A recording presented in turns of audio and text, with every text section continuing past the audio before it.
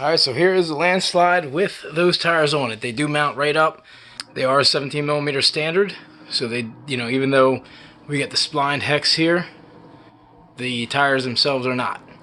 So you'll be able to put any standard 17mm tire on there.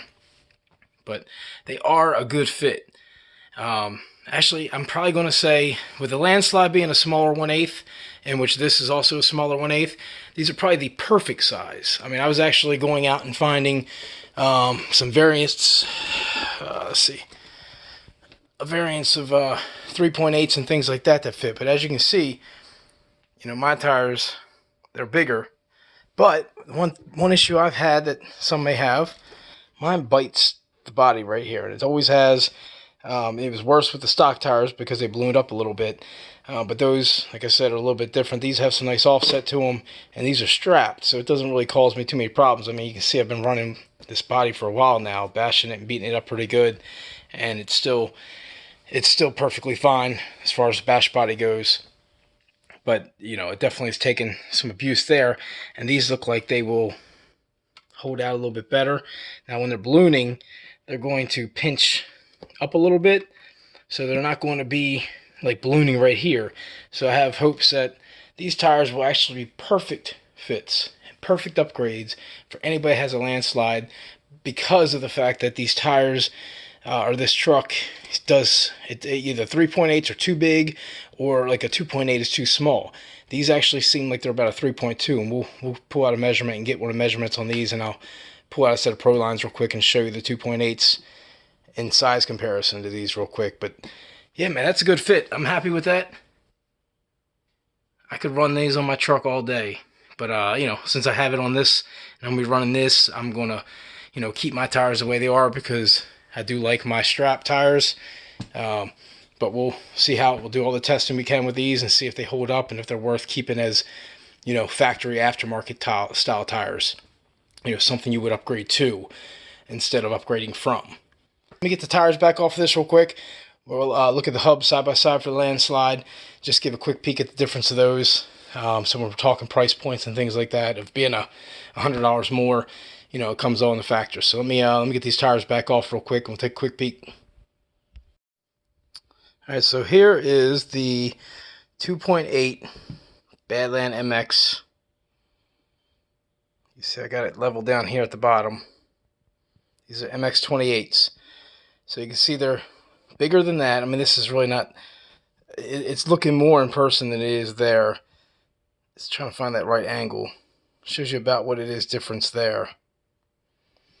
Let's see. This will probably show a little bit better. Lined up back here and on that corner. So that's how much more there is to a 2.8. So it's not, large, but it's also, this is the SRC. I didn't want to break out the Super Swampers, and I didn't have the Badlands 3.8s. I thought I did. I got the Trencher 3.8s and things like that, and they're close, but the SRCs, a lot of people are familiar with the size of those. And with the tread nubs and things, they're actually just a hair taller. So it's going to sit up a slight bit higher than the SRCs would on a truck. So, and SRCs are pretty big. A lot of guys run these on the 1/8. So with the exception of these being a zero offset and these having some nice deep rims, I don't think these would fit on the Kaiju and be able to turn without messing up the body. So it's not something you probably want to put. Anything you're going to put on the Kaiju, you're going to want to put that has some deep offset as well, just because you want to keep the look of the body the same. You want to keep the protection of the body, I should say, the same, which is the offset, because it doesn't look like there's a ton of room there when you turn them and they're ballooning. So you want to don't really want to go any higher than this if you can. But it's good news for people that have the Landslide, because this is an alternative. If these tires hold up, it's definitely an alternative now to give people a nicer set that actually look good. They're a nice deep dish. They got the Redcat logo on them, or the name. And they look like they're really well made, and they feel good. I'm happy with the feel of them and everything. So I'll probably be selling these by themselves as well, and have them on the website just for people that want to get them, because they are nice tires. So again, there's the 2.8s. These are what we're going to call probably a 3.2. So 2.8 height are just under 5 inches. Kaiju is just under 6, so they're about an inch bigger diameter, roughly. And these are 5.5, which explains why these are just a tad bigger. So there's your sizing, guys. Width-wise, we're looking at about 3 inches. So 5 3/4 by 3 inches. That's your tire size. So that's, a lot of people are asking me about it. Sorry guys, I'm not really trying to take a ton of time to focus on tires, but I do have a lot of guys that were asking about this, and I really want to get it in this first video. Alright, so in a quick passing, we're looking at a $400 truck here, and we're looking at a $300 truck now. Just from what I know right now, we're not going to talk about, we'll follow this up with a video that will talk about experience and things like that a little bit more. But you know, and don't mind my wire management here, guys. I had separation here, so I wound up pulling all the sleeves off trying to find out which wire was coming apart on me, and found this to be the problem down here. Bad solder joint. So got to redo all that up. Just so that's why it looks like that. But anyway, you know, you guys know I love my Landslide. I think, you know, especially with the addition of the M2C brace and things on the top, it's great. But, you know, it's not a basher out the box for $300. It can become a basher with this upper plate kit and even more with the M2C chassis. But then we're talking about putting more money in. So even with my bundle at $350 right now that gets you the M2C plate, the truck, you know, without batteries and stuff, you are within, you know, not a full 50, but you're a little bit more to get this truck, whereas you don't have a bracing issue yet with it. This seems like it's going to hold up very well, and again, this is all pre-run stuff, but it seems like it's going to hold up very well. The bumpers are definitely better than what was on the Landslide stock. You know, they got the T-bone that you can get from the Terramoto 10, and you know, get it blanks, and you can make them for this, so they helped the Landslide. But again, we're talking value out the box here. You know, this is already a better bumper stock. Shocks are bigger bore. You know, I have some different shocks on mine, but you know, they still weren't much, maybe a millimeter more thicker than what these are. And these are definitely a bigger bore shock. So it's definitely going to be a little bit more suspension on this truck, which is probably why it's got a higher ride rate as well. It's kind of hard to tell right now by the way I have them sitting, but it does have more ground clearance. So that factors into that. But the turnbuckles, you can see the plastic here and the plastic here. It's a lot beefier, of course. This is probably about a millimeter thicker as well, turnbuckle wise. Upper arms are made similar, with the exception of this has the 3 connection piece and this one here. But these hubs are beefy hubs on this thing, so I'm not going to put it down as far as anything right now. But this truck is getting, these are the T10 arms here. Of course, they put the bigger shafts and these hub extensions and things and the bigger stub axles. All that stuff's bigger than what's on the T10, but these are basically the T10 arms. The hubs are bigger, but everything in here. So that's why these are out here, to make this truck a little bit more of 1/8 wider. Now, I've never had a problem with this. I was very leery at it when I first saw the design and was against it, but it's always held up for me. I've never had a problem with it. So I'm not going to bash it, but this has got the actual length more in the arm. So, you know, it's got the full width. You know, it's not obtaining it by the stub axle addition here. Body posts, much wider body posts, which you can see on mine. How, you know, being in the center like that, there's a lot of flex when it bangs down. You know, this has got a nice, real wide-nosed front. Same thing in the rear. I mean, we're looking at, oh, my rear's going. Looking at, here, let's get a exact, let's not do that.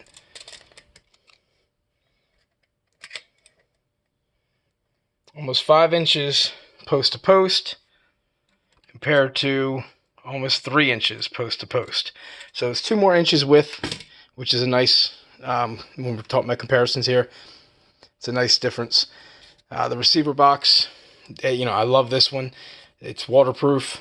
This one that was on here was not. It was all slotted open on the top. So again, that's a benefit that you're getting on this truck. The only downfall I'm going to give it right now, just without driving it, is the size of the motor that is on this truck. Now, the shafts and things are millimeter thicker. These are, I think, a 4. These are like a 5. These might even be, I have to get my caliper tool out. They might even be 6, but they're definitely thicker. So with that being said, they are thicker shafts, but you know, so it will hold up with the 6S motor. You know, that's one plus of this. This is coming 6S. This is made for 4S. I run mine on 4S. I love the control for the 4S. I've tried it on 6S. It's just a little insane. But, you know, the drive cups and things on this truck are made better to support that 6S power. But the Landslide allow you to put a 4274 motor in it, whereas this is always going to be a 68. So I'm not going to put that downfall because this motor is already more powerful. The drivetrain's already more powerful. So it's not necessarily a downfall because you're still going to be able to achieve more out of this one than that. You know, that's just how it is. Landslide does not come with a wheelie bar. I had to get this made from T-Bone as well. So Terra Moto 10 rear with the wheelie bar adapter. This already has it already on it. And again, I talked about the wheelie bar. It's got a really good feeling. It's nice rubber wheels. The LED lights that are on this are a bonus. Of course, you don't get that on this. Nice big rear shocks. Again, like in the front. So just looking at those things alone, bigger 15K or 25K servo, better than the 15K, 80 amp ESC, which this one's not. But the stock one was an 80 amp ESC compared to the 150 amp. And this one was a Hobbywing rebranded. This one's Hobbywing backed. As far as, you know, they're throwing their name on the logo. So if they're putting their name on it, you know they're making the better electronics with it. The single battery tray option is nice on this. I mean, I have to actually Dremel mine down on the side here so I can lay my batteries flat and put my fat packs in there. Now, I wouldn't be able to do 2 fat packs, but I have fat packs for when I was running 3S. So my 2S batteries are all slim, and I probably could have left them the same, but I do like them laying down. I think it gives it a better balance as well. Whereas this one here, the battery's countering the electronics, and that will even it out as well, whether I put 2 batteries on this side or the 1 fat pack, which I'll probably run a fat pack, you know, with this one. I've been looking forward to running a 4S battery in another truck other than the Pro Line and my Axial. But this is this truck's got me very intrigued, guys. I'm not going to beat around the bush with this now because we're going to talk about this truck a couple more times with the Rival, the Max, and the Outcast comparisons coming up. Stay tuned for those. And again, I just want to go quick cover over this, guys. Price-wise, I think the Kaiju, if you're not bashing, you just want a truck that you're not going to take out, you're not going to launch it off ramps for $300, it's a good deal. $100 difference, you're getting a lot more truck. To make this bash-worthy, like we talked about the 350, it's just so close that what this offers you more, and people are always trying to change the Landslide tires out to find a better sized tire, and they're all too big, or they're all a little too small. You know, I've got some happy mediums in there. But that's not doing anything to say that this comes with possible potential tires that you wouldn't have to go out and look to change, because they really do fit the truck and they do have a nice look. They're very attractive. They're not something that are like, ugh, you know, I'll have to get rid of them tires. You know, I want my truck looking better. You know, to me, these are tires that ever since I've seen them, I've been intrigued by them and had high hopes for them. I'm so glad that they lived up to at least the feeling of what I was thinking they would feel like and hoping that they would feel like. So we'll see how they hold up overall. But, you know, between the two guys, Kaiju might be the new go-to in that price range when you're in that area. But again, listen to what I said. If you're not going to be bashing, you're not going to be jumping off ramps, and you're just going to look for something to tear around, there's nothing wrong with getting a sub 300 Landslide versus, you know, $400 Kaiju. Like I said, that's pretty much what I want to cover. I want to go, like I said, I want to spend a lot of time with this, but you know, I think it is probably worth getting the Kaiju over this, unless you're not going to bash it and, you know, do everything I just talked about. You know, you won't need the upper plate. If you get to the point where you're saying, hey, I want the upper plate and things too, now you're venturing into the point where we're going to find out if the Kaiju is really worth the $100 more. So we'll find that out. I'll let you guys know my full honest opinion of that as well as I get to bashing it and we find out if things break, because we know that this thing's been a tank for me. As far as, you know, never broken an arm, never broken the drive shaft, all the bashing and things I've done on it. The only thing I've had issues with was the center drivetrain and the chassis. So I do keep snapping lately this, but I've been taking a lot of hard landings, and it's because I had it raised up a little bit more. So I'm going to put it back down so it's a little bit more secure. But other than that, I don't think that's going to be a problem with these. But yeah, guys, that's all I wanted to show you. We'll be back. Like I said, I'm going to do the rival video first and look at that truck, and then we're going to break out and do the comparison between the two, and then I'll follow it up there with a couple more for you guys. If you guys want to see me do any other comparisons with the Kaiju, other than the Max, the 6S Arma, the 4S Arma, and the Rival MT10, let me know. Like I said, be happy to bring something in and do a comparison for you guys. But you know, I brought in the ones I thought were best suited to compare it with, whether it be price point or competition. So we'll see how that goes. You guys stay tuned, please, and hit me up. Any questions you might have in the comments. I usually try to reply to everybody, usually within like a 24-hour window. So I appreciate everybody. Thanks for watching.